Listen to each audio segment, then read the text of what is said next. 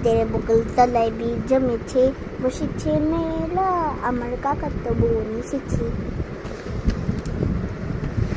ওখানে সময় তুই কি গান পারস?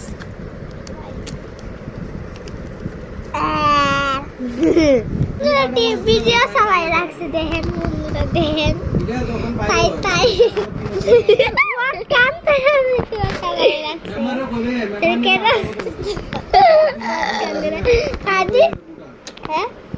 আজকে ফাইনাল এই দেখেন গাইস, আমার ছোট বোন মুইতা রাখছে না, দেখছো যে বেদব।